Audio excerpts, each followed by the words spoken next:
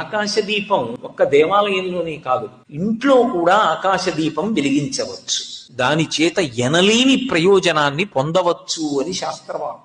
ఎలా వెలిగించవచ్చు అంటే, యజ్ఞంలో ఉపయోగించేటటువంటి చెట్లు ఏవి ఉంటాయో అటువంటి చెట్టు కొమ్మ ఇంటి యజమాని యొక్క చేయి ఎంత పొడుగుంటుందో అంత పొడుగు చెక్క ఒకటి తయారు చేసి దాని మీద మధ్యలో ఒక జ్యోతిని వెలిగిస్తారు. చుట్టూ 8 చిన్ని చిన్ని ప్రమిదల వంటి ఉంటాయి. అందులో 8 చిన్న దీపాలు వెలుగుతూ ఉంటాయి. మధ్యలో పెద్ద దీపం వెలుగుతూ ఉంటుంది. ఈ దీపాన్ని ప్రదోష వేళలో బయటికి తీసుకొచ్చి కానీ ఇంటి మేడ మీద కానీ వెలిగిస్తారు. వెలిగించి ఒక మాట చెప్తారు, స్వామి నీవు ఆకాశ స్వరూపుడవై అంతటా ప్రకాశిస్తున్నావు.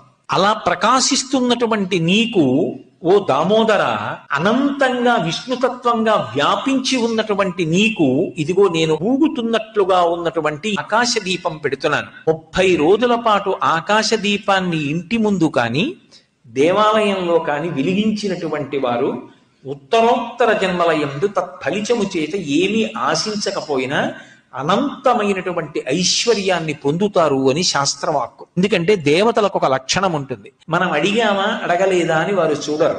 వారి ఆరాధన చేసినప్పుడు వారు ఒక ఫలితాన్ని ఇస్తారు. ఆకాశ దీపాన్ని వెలిగించినటువంటి వారికి ఇచ్చేటటువంటి గొప్ప ఫలితం అనంతమైనటువంటి ఐశ్వర్యము ఉత్తర జన్మల యందు ఇయ్యబడుతుంది. అది భక్తి ఐశ్వర్యం అయితే ఇంకా అంతకన్నా అదృష్టం ఏముంటుంది? వాక్యంలో ఉన్న ఐశ్వర్యం అక్కర్లేని శత్రుత్వాలు తీసుకొస్తుంది.